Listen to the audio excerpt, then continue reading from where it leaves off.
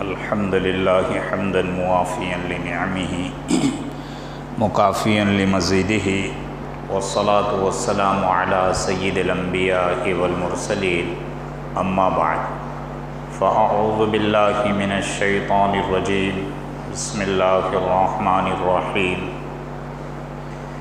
یا ایہا الناس اعبدوا ربکم الذی خلقکم والذین من قبلکم لعلکم تتقون صدق اللہ العظیم یا رب صلی وسلم دائما ابدا علی حبیبک خیر الخلق کلہم یا رب صلی وسلم دائما ابدا علی حبیبک خیر الخلق کلہم یا رب صلی وسلم دائما ابدا علی حبیبک خیر الخلق کلہم۔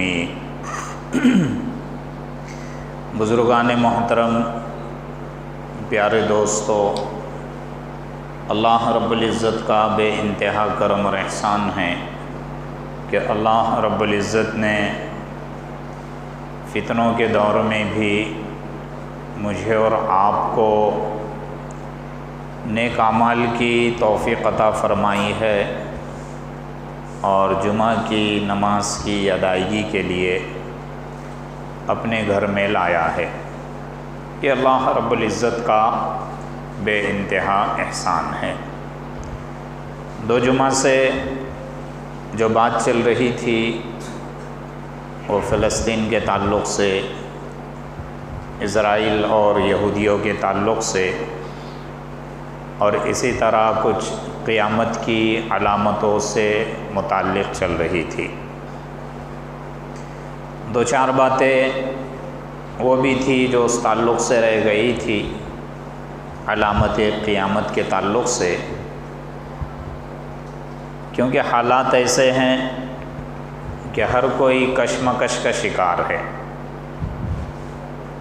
کہیں کچھ مصیبتیں آ رہی ہے، کہیں پہ مسلمان پریشان ہیں، کہیں پہ کسی اور طرف مسلمانوں کے خلاف آواز اٹھائی جا رہی ہے۔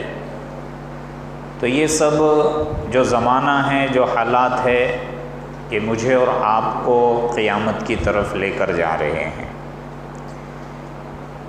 پیارے حبیب محمد رسول اللہ صلی اللہ علیہ وسلم نے فرمایا کہ آخری زمانے میں ایک مسلمانوں کا لشکر اٹھے گا جو خراسان سے نکلے گا۔ خراسان اگر دیکھا جائے تو آج کے زمانے میں افغانستان یہ اس کا بیچ کا حصہ ہے، کچھ حصہ ایران کا بھی اس میں آ جاتا ہے۔ تو یہاں سے ایک لشکر اٹھے گا جو بیت المقدس کی طرف چلے گا۔ پھر اس لشکر کے 3 ٹکڑے، 3 حصے ہو گئے، اس میں سے ایک حصہ شہید کر دیا جائے گا۔ اللہ کے رسول نے فرمایا کہ یہ سب سے عظیم شہداء ہو گئے کہ ان کے خون کا قطرہ گرنے سے پہلے اللہ ان کی مغفرت کر دے گا۔ اسی لشکر کا ایک ٹکڑا وہ ہوگا جو پیچھے کی طرف بھاگ جائے گا۔ اللہ کے رسول نے فرمایا کہ یہ بدترین ٹکڑا ہوگا، پھر اللہ اس ٹکڑے کی توبہ قبول نہیں کرے گا۔ اور ایک تیسرا ٹکڑا ہوگا جو آگے کی طرف بڑھے گا اور پھر بیت المقدس فتح کرنے کی طرف چلے گا۔ امام مہدی کا ظہور جیسے پچھلے جمعہ میں بتایا گیا کہ کیسے ہوگا، ان کا نام کیا ہے، وہ آئے گے، پھر ان کی عمارت میں، ان کے خلافت میں وہ لشکر چلے گا، پھر چل کر دمشق آئے گا۔ دمشق جو ابھی ملک شام کا حصہ ہے، پہلے بھی تھا، وہاں پہ ایک مسجد میں یہ لشکر نماز ادا کرنے کی تیاری میں رہے گا۔ ایک روایت کے مطابق عصر کی نماز ہوگی اور ایک روایت کے مطابق فجر کی نماز ہوگی۔ بہرحال امام مہدی نماز پڑھانے کے لیے تیار رہے گے تو حضرت عیسیٰ علیہ السلام کا نزول ہوگا۔ اللہ رب العزت نے ان کو آسمان پہ اٹھا لیا ہے عیسائیوں کے اور یہودیوں کے مطابق ان کو قتل کر دیا گیا ان کے عقیدے کے مطابق، لیکن قرآن نے اس کی صراحت فرمائی ہے کہ ان کو زندہ اللہ رب العزت نے آسمان پہ اٹھایا ہے اور قیامت کے قریب ان کو بھیجا جائے گا۔ بھیجنے کا مقصد دجال کو، یاجوج ماجوج کو اور یہودیوں کو قتل کرنا ہے۔ پھر یہ اتریں گے، دجال بھی آ چکا ہوگا، ان کا قتل کیا جائے گا، یہودیوں کا بھی قتل کیا جائے گا۔ جیسے بتایا گیا کہ ہر وقت یہودیوں کی پٹائی ہوئی ہے، ہر دور میں پٹائی ہوئی ہے، لیکن آنے والے دور میں ان کی پٹائی کے ساتھ ساتھ ان کی کٹائی بھی ہوگی، ان کو قتل کیا جائے گا۔ ان کے عقیدے کے مطابق دجال ان کا مسیحا ہے، بچانے والا ہے، دجال کا وہ بھی انتظار کر رہے ہیں۔ اور ایک درخت ہے جسے غرقد کہتے ہیں، ان کا یہ کہنا ہے، حدیث میں بھی آتا ہے کہ اس جنگ میں یہودی جس پتھر کے پیچھے چھپے گا، جس درخت کے پیچھے چھپے گا، جس دیوار کے پیچھے چھپے گا، وہ سب اعلان کر کے آواز دے کر مسلمانوں کو، مجاہدین کو بتا دیں گے کہ یہ ہمارے پیچھے ہے۔ لیکن صرف ایک ایسا درخت ہے جسے غرقد کا درخت کہتے ہیں، وہ نہیں بتائے گا، وہ ان کو پناہ دے دے گا، یا تو اپنے پیچھے چھپا لے گا یا اس کی جھاڑیاں ہٹے گی، وہ بیچ میں جا کر چھپ جائیں گے۔ بہرحال حضرت عیسیٰ علیہ السلام صلیب کو بھی توڑ دیں گے یہ بتانے کے لیے کہ آج عیسائیت کا مذہب نہیں ہے، اور خنزیر کو قتل کریں گے اور یہودیوں کو بھی قتل کر دیں گے۔ تو یہ جو باتیں ہیں یہ قیامت کی باتیں ہیں۔ حضرت مہدی کا 7 سال دور رہے گا، حضرت عیسیٰ علیہ السلام کا دور رہے گا، پھر برکتیں لوٹ کر آئے گی۔ حضرت عیسیٰ علیہ السلام دجال کو ماریں گے۔ حدیث میں جو بات ذکر کی گئی ایک روایت میں کہ گھوڑے پہ بیٹھ کر نیزے سے ماریں گے۔ اب اس کے 2 مطلب ہے۔ ایک تو پہلا مطلب تو یہ ہے کہ ہو بہو حضرت عیسیٰ علیہ السلام گھوڑے پر بیٹھ کر نیزے سے ماریں گے، مطلب یہ کہ دنیا الٹی چکر کھا کر پہلے زمانے کی طرف جائے گی۔ اور پچھلے جمعہ میں یہ بات بھی میں نے ذکر کی گئی تھی کہ ہر چیز کو آن لائن کر کے، ٹیکنالوجی کو آن لائن کر کے، ڈیٹا اپنے قبضے میں لے کر اچانک پورا ڈیٹا کرپٹ کر دیا جائے گا، اچانک پورا ڈیٹا کرپٹ کر دیا جائے گا، اور ایک ہی سیکنڈ میں، ایک ہی منٹ میں پوری دنیا محتاج ہو جائے گی۔ پھر دجال آئے گا، اپنے ساتھ روٹیوں کا پہاڑ لے کر چلے گا، پانی کی نہر لے کر چلے گا۔ تو یہ ساری پلاننگ اس کی، اگر یہ بات ہے تو پھر حدیث کا مطلب یہ ہے کہ آن لائن سسٹم میں جو ہتھیار اور گاڑیاں چلیں گے وہ بھی ختم ہو جائیں گے ڈیٹا کرپٹ کرتے ہی۔ تو پھر دوبارہ گھوڑوں کا زمانہ آ جائے گا، تو گھوڑے پہ بیٹھ کے حضرت عیسیٰ کیا کریں گے؟ نیزے سے ماریں گے۔ یہ صاف اور ظاہر مطلب ہے حدیث کا۔ اور ایک دوسرا مطلب یہ ہے کہ اس زمانے میں چونکہ ٹیکنالوجی کی بات نہیں تھی، جیسے اتنے بھاری بم ہیں، بارود ہے اور بڑی بڑی بندوقیں ہیں، میزائل ہے، اس کی بات نہیں تھی، تو اللہ کے رسول نے اس زمانے میں جو جنگی آلات اور ہتھیار تھے تو بس اس کو سامنے رکھ کے مثال دے دی۔ بہرحال دجال کا قتل کیا جائے گا، پھر برکتیں لوٹ آئے گی، اور خوب برکتیں اور خوب مالی فراوانی ہوگی، اتنی مالی فراوانی ہوگی کہ لوگ زکوٰۃ لے کر گھومیں گے پھریں گے، لیکن زکوٰۃ لینے والا کوئی نہیں ملے گا، سب زکوٰۃ دینے والے رہے گے۔ تو یہاں تک یہ قیامت کے حالات تھے۔ اب مجھے اور آپ کو کیا کرنا ہے؟ میری اور آپ کی زندگی تو ابھی باقی ہے، جینا ہے، ہم لوگ بھی قیامت کے قریب جا رہے ہیں۔ میرے اور آپ کے کرنے کے جو کام ہیں وہ 3 کام ہیں۔ کتنے کام ہیں؟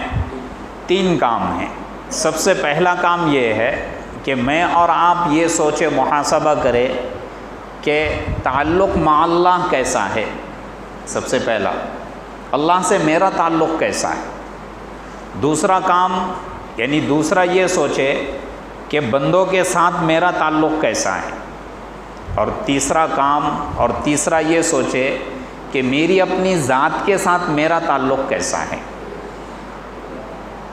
3 تعلقات۔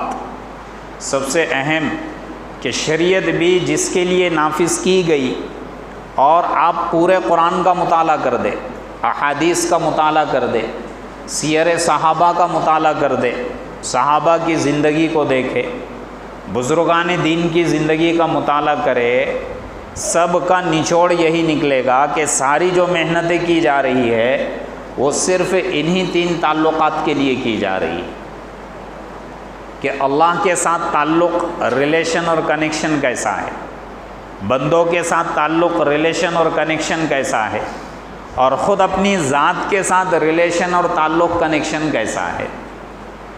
تو یہ 3 تعلقات، اگر 3 تعلقات صحیح ہو جائیں گے تو تبھی کامل مومن اور کامل مسلمان سمجھے جائیں گے۔ اگر کسی ایک تعلق میں کمی رہ جائے گی، جتنی کمی رہے گی اتنے ایمان میں کمی ہوگی، جتنی کمی رہے گی اتنی اسلام میں کمی رہے گی۔ سب سے پہلی چیز ہے تعلق مع اللہ، کہ اللہ کے ساتھ تعلق کیسا ہونا چاہیے۔ اللہ کے ساتھ تعلق ہونے کی 2 بنیادی چیزیں ہیں۔ سب سے پہلی چیز عبدیت ہے اور دوسری چیز تفویض ہے۔ عبدیت کہتے ہیں بندگی کو، اللہ کی عبادت کرنا، اللہ کے احکام بجا لانا، اور تفویض کہتے ہیں اپنے ہر معاملے کو اللہ کے سپرد کرنے۔ اس کو دوسرے الفاظ میں یوں سمجھ لو کہ اپنی مرضی کو اللہ کے مرضی پر چھوڑ دینا، بھی اللہ کی جو مرضی رہے گی وہ میری مرضی، سپرد کر دینا، اس کو کہتے تفویض۔ اور تفویض یہ عبدیت کا اعلیٰ درجہ ہے۔ عبدیت کے الگ الگ رنگ ہوتے ہیں۔ بزرگان دین کے 1-2 واقعات آپ کو مثال کے طور پہ سناتا ہوں۔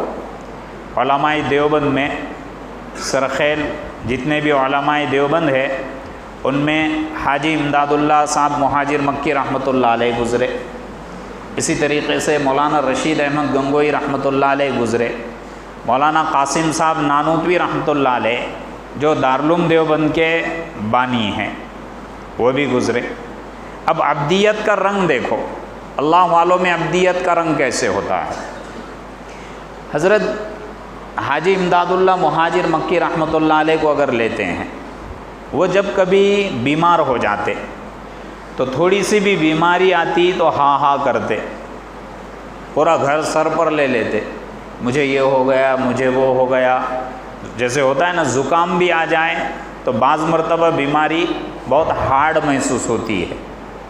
طلباء نے پوچھا، مریدین نے پوچھا کہ حضرت یہ کیا بات ہو گئی کہ تھوڑی سی بیماری اگر آ جائے، تھوڑی سی یہ ہو جائے تو آپ پورا گھر سر پر لے لیتے ہیں، یہ تو پھر توکل کے خلاف ہے یا یہ کہ اللہ کی مرضی کے خلاف ہے۔ تو اب عبدیت دیکھو کس رنگ میں آئی ہے۔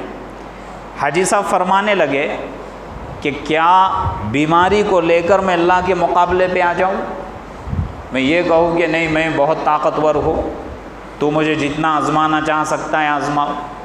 میں اپنی ہاں ہاں کے ذریعے سے اللہ کے سامنے عجز و انکساری رکھنا چاہتا ہوں کہ اللہ جب میں تیری اس چھوٹی سی جو تو نے بیماری دی اس کو برداشت نہیں کر سکتا تو بڑی بیماری کیسے برداشت کروں۔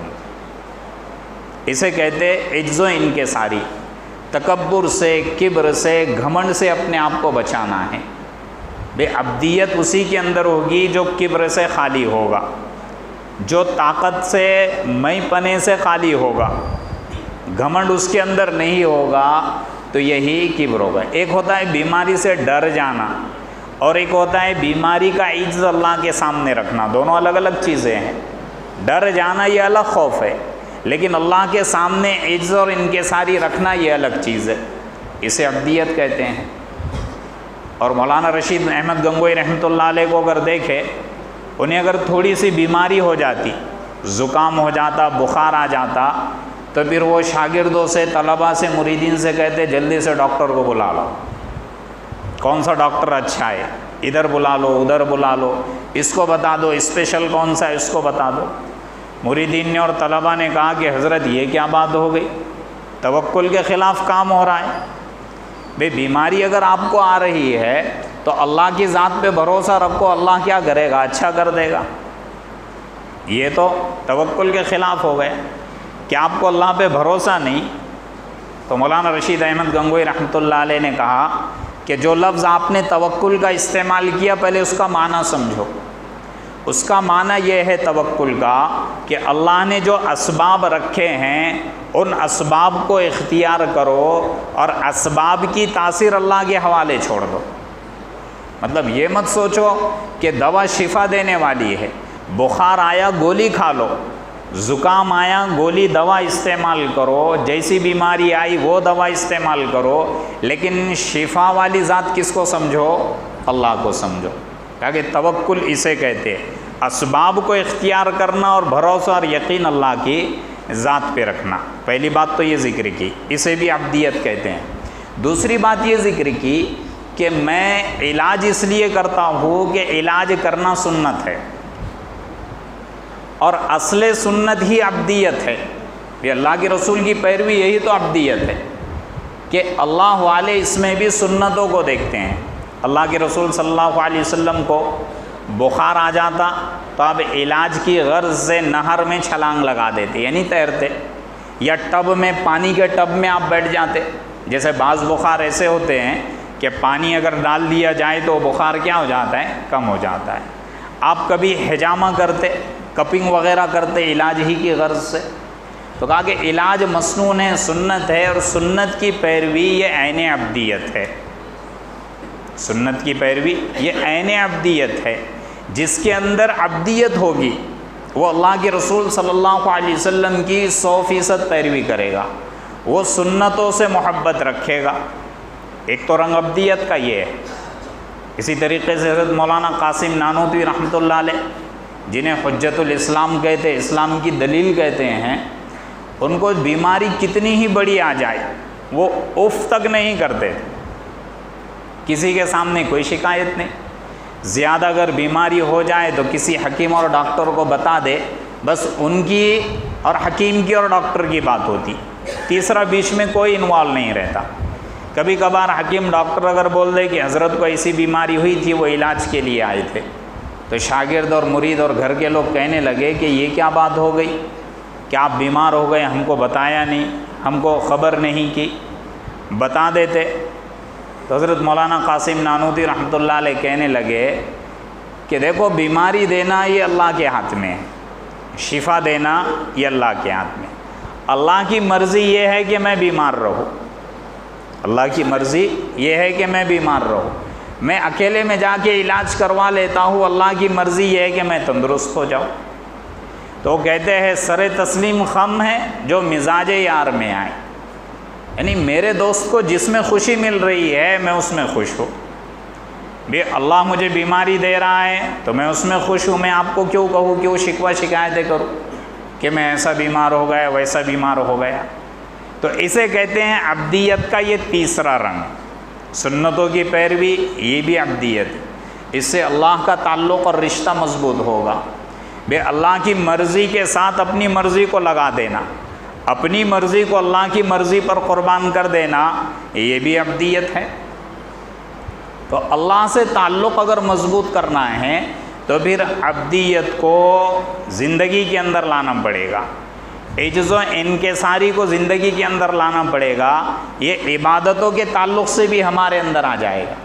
دوسرا درجہ جو ذکر کیا تفویض کا کیا، تفویض یعنی اپنی مرضی کو اللہ کی مرضی پر ڈال دینا، بھی جو مولا کی مرضی ہے وہ میری مرضی ہے۔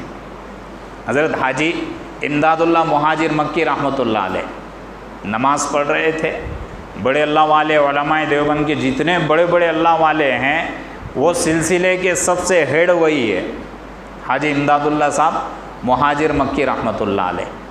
یہ تہجد کی نماز پڑھ رہے تھے، ان کے کمرے میں اور گھر میں چور چوری کے لیے گھس گئے۔ اب اللہ والے تھے، اللہ والوں کے تو جوتیوں میں دنیا آتی ہے، قدموں میں۔ کہاں آتی ہے؟ قدموں میں آتی ہے۔ حضرت مولانا اشرف علی تھانوی رحمۃ اللہ علیہ، ان کو ایک بڑے نواب نے لکھنؤ سے اس زمانے میں آزادی سے پہلے اس زمانے میں 1 لاکھ روپیے ہدیہ بھیجا، 1 لاکھ روپیے ہدیہ بھیجا، اور اس کے ساتھ جو خط بھیجا کہ آپ کو ایسا کوئی مرید ملے گا جو اتنا بڑا ہدیہ دے، اتنا بڑا ہدیہ دے۔ انہوں نے کیا کیا، اس ہدیے کو واپس کر دیا اور یہ لکھ کر بھیجا تجھے اتنا بڑا کوئی شیخ دنیا میں ملے گا جو اتنا بڑا ہدیہ بھی لوٹا دے اور ریجیکٹ کر دے۔ وہ لکھنؤ سے بھاگا آیا، کہا کہ حضرت معاف کر دو، کہا کہ نہیں، لینا نہیں ہے۔ بہت ضد کیا، کہا کہ نہیں۔ پھر جب حضرت نکلنے لگے، وہ دروازے پر کھڑا ہو گیا، وہ رقم حضرت کی جوتیوں میں رکھ دیا، حضرت نکلے، جوتی کو اٹھایا اور جھٹکا، اور مریدین سے کہا کہ اگر تم اللہ کے سپرد ہو جاؤ گے، اپنی مرضی کو اللہ کی مرضی کے مطابق کر دو گے تو دنیا تمہاری جوتیوں میں آئے گی۔ وہ لیا نہیں، اس کو پھینک دیا 1 لاکھ روپیے۔ تو یہ تفویض اسے کہتے ہیں۔ بہرحال حاجی امداد اللہ صاحب نماز پڑھ رہے تھے، چور گھر میں گھس گئے، چوری کرنے لگے، سامان اٹھانے لگے، ان کو کچھ کھڑکھڑاہٹ کی آواز آئی۔